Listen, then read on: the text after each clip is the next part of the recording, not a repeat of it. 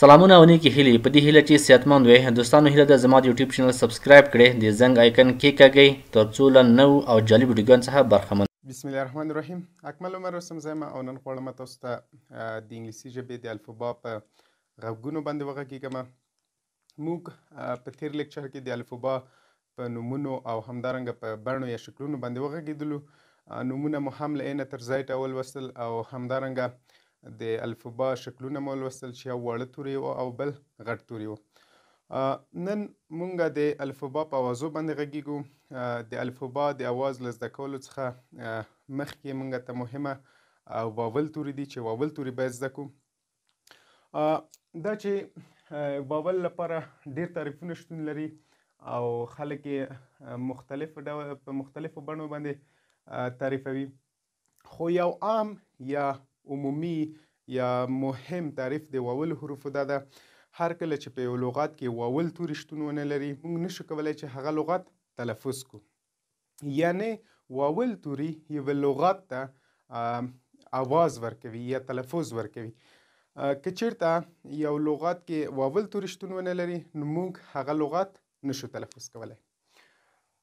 اوس واول لیټرز په دوه ډوله دي، یو خپله واول لیټرز او بل سیمې واول لیټرز، یا پوره آواز لرونکي توري او بل نیمه آواز لرونکي توري.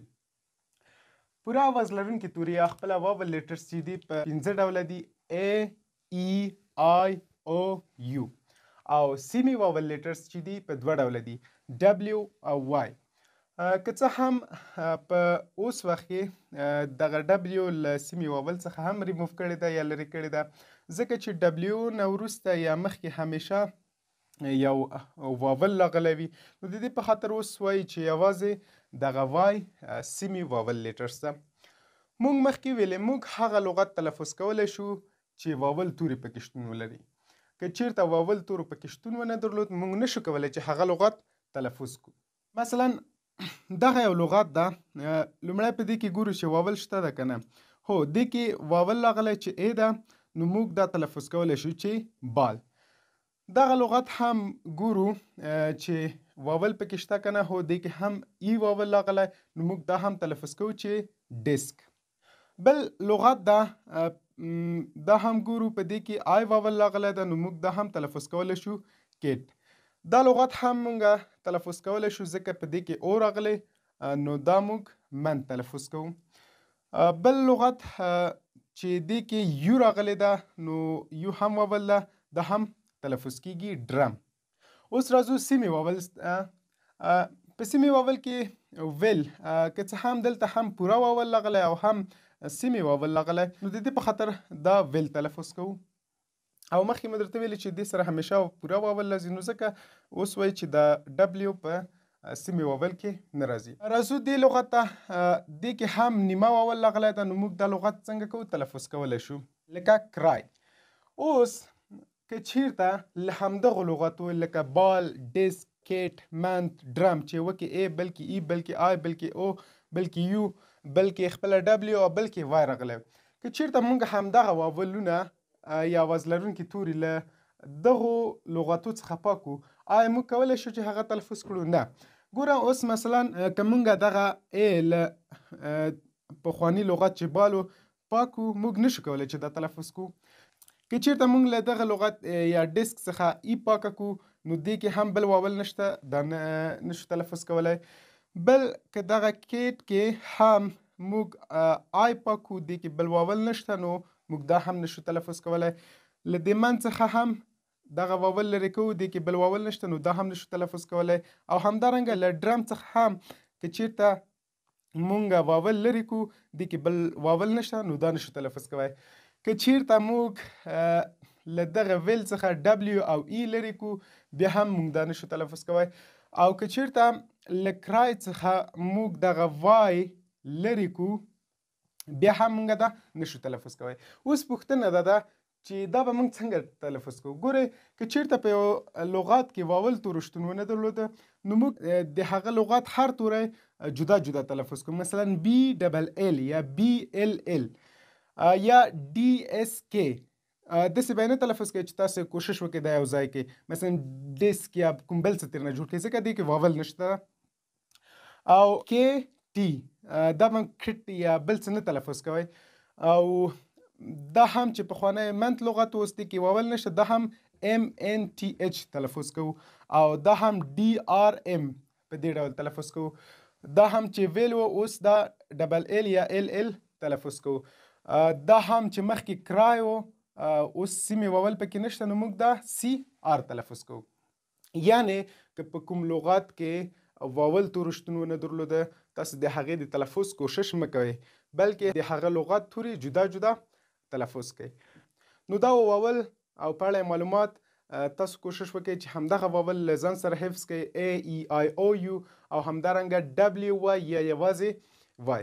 که هر چېرته تاسو په یو لغت کې واول ولیده یا سیمې واول مو ولیده نو تاسو کولی شئ چې هغه تلفظ کړئ. که چېرته په یو لغت کې نه واول او نه سیمې واول تاسو د هغه د تلفظ کوشش مه کوئ. له واول څخه وروسته ځو د الفبا اوازونو ته. موږ د واول توري وپېژندله او د هغې ګټه او اهمیت مو هم وپېژندو او دا مو وویلې چې که چېرته په یو لغت کې واول توري شتون ونه لري موږ نشو کولی چې هغه لغت تلفظ کړو. نو د دې لپاره د واولو تورو زده کول اړین دي. نو په دې برخه کې اوس راځو د انګلیسي د ژبې د تورو په اوازو باندې غږیږو. دا چې د انګلیسي د ژبې کوم توری څه ډول اواز ورکوي یا د پښتو له کومو تورو سره سمون خوري یا ورته والی لري. نو اوس راځو د انګلیسي د تورو په اوازو باندې غږیږو. A د الف مد زبر زیر عین یا آواز ورکوي. B د ب آواز ورکوي. C د سین او کاف آواز ورکوي. دا چې چیرته د سین آواز ورکوي چیرته د کاف آواز ورکوي دا بیا وروسته وایي. D د دال او ډال آواز ورکوي. E د الف عین زبر زیر او یا آواز ورکوي. F د ف آواز ورکوي. G د جیم او ګاف آواز ورکوي. H د ه آواز ورکوي هغه که هر ډول ه وي. I د الف مد یا زبر زیر آواز ورکوي. J د جیم او ژ آواز ورکوي. K د کاپ آواز ورکوي. L د لام آواز ورکوي. M د میم آواز ورکوي. N د نون آواز ورکوي. O د الف عین پیخ او زبر زیر آواز ورکوي. P د پ آواز ورکوي. Q د قاف آواز ورکوي خو تلفظ کیږي کاف یا د کاف آواز هم ورکوي. R د ر آواز ورکوي. S د سین س سوات آواز ورکوي. T د ت توی آواز ورکوي. U د خپله یو آواز ورکوي. د الف آواز ورکوي. د زبر آواز ورکوي. د زیر آواز ورکوي. د پیخ آواز ورکوي. د عین آواز ورکوي. وی په خپله د وی آواز ورکوي. یعنی کله چې لاندنی شونډه او پورتني غاښونه سره یوځای شي د وی آواز تلفظ کیږي. وی او ډبلیو د واو آواز ورکوي. ایکس د خپله ایکس آواز ورکوي. وای د خپله وای آواز هم ورکوي او د یا آواز هم ورکوي. زد د زی داد او زوی آواز ورکوي. دا هغه آوازونه دي چې د انګلیسي د ژبې توري په یوازې بڼه ورکوي. د دې ترڅنګ ځینې نور آوازونه هم شتون لري چې د انګلیسي د ژبې څو توري سره یوځای شوي دي او یو آواز یې جوړ کړی ده. مثلا KH د خ آواز ورکوي. GH د غین آواز ورکوي. CH د چ کاپ شین آواز ورکوي. SH TIA TIE TIO CIA CIE CIO دا ټول د شین آوازونه ورکوي. SIO د ژ آواز ورکوي. TU د چ آواز ورکوي. PH د ف آواز ورکوي خو P په یوازې ډول د پ آواز ورکوي. DH د دوات آواز ورکوي. ZH یا ZH د ژ آواز ورکوي. اوس راځي چې د همدغو تورو په یو څو بیلګو یا مثالونو باندې کار وکړو. مثلا زه لیکم چې علي. لومړی زه د عین لپاره توری په انګلیش کې را پیدا کوم چې دا ای ده. بل علي کې لام راغلی ده نو د لام آواز ال ورکوي. له هغې وروسته یا راغلی. د یا آواز ای هم ورکوي. ای هم ورکوي او آی هم ورکوي. د هغې ترڅنګ وای هم ورکوي. خو ډیری وخت د علي لپاره یا په انګلیش کې په آی باندې لیکل کیږي یا په دې ډول ده. دا شو علي. کې لیکم چې حامد. نو موږ لومړی باید د ه لپاره توری په انګلیش کې را پیدا کړو چې د ه توری اچ ده یا د ه اواز اچ ورکړي. هغې پسې الف راغلی ده، د الف اواز ای ورکوي. بیا ورپسې میم راغلی ده، د میم اواز ام ورکوي. نو زه هم دلته ام لیکمه.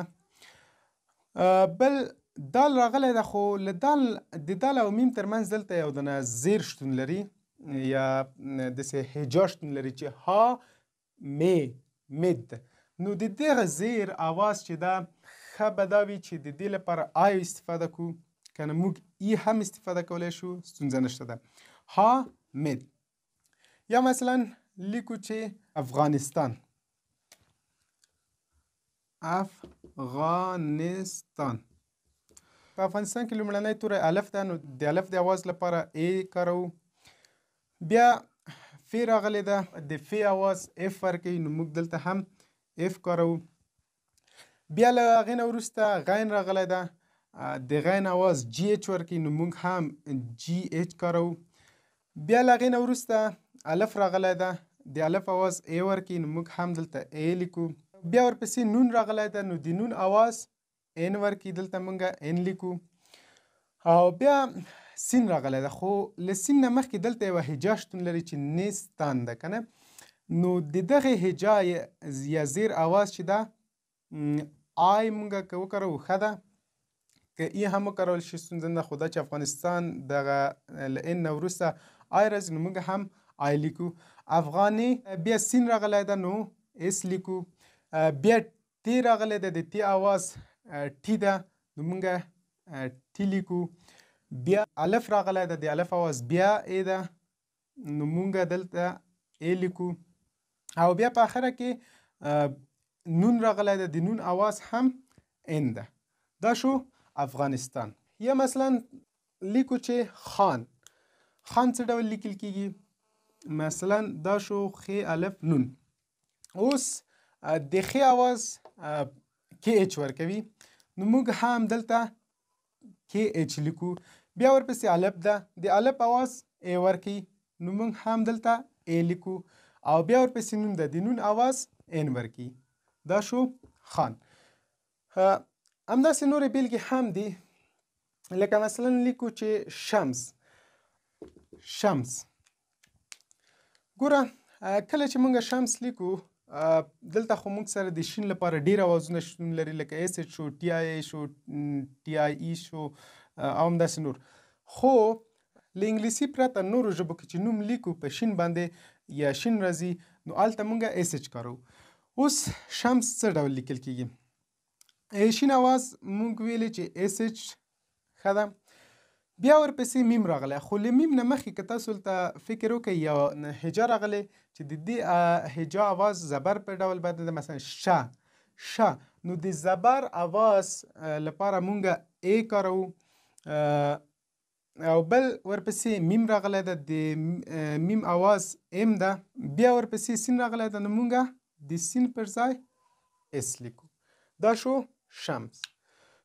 نو دا وی یو څو بیلګې چې ما تاسو ته وړاندې کړلې د انګلیسي د الفبا د اوازو په برخه کې. نو تاسو کولی شئ چې له خپل ځان سره نور مثالونه، خپل نومونه، د پلار نومونه، یا په خپل چاپیریال کې چې هر څومره نومونه وي تاسو هغه لیکلی شئ. په دې سره تاسو سره مرسته کیږي تر څو د انګلیسي د الفبا په تلفظ، لیکلو او لوستلو کې ستونزه ونه لرئ. نو تاسو باید د الفبا نه یوازې شکل او نوم بلکې اواز هم زده کړئ. په دې سره تاسو کولی شئ چې په خورا اسانۍ سره یو نوم ولیکئ یا یو نوم ولولئ، او همدارنګه یا یوه جمله ولیکئ یا یوه جمله ولولئ. نو دا زموږ د دویم لیکچر پای. په دې هیله چې ستړي شوي نه اوسئ. د الله په امان. دوستانو د ویډیو له لیدو مو مننه. که مو راتلونکي کومې ستونزې درلودې ماته کمنټ پرېږدئ، چینل سبسکرایب کړئ، ما په دعاګانو کې یاد ساتئ. تر بیا ښه وخت.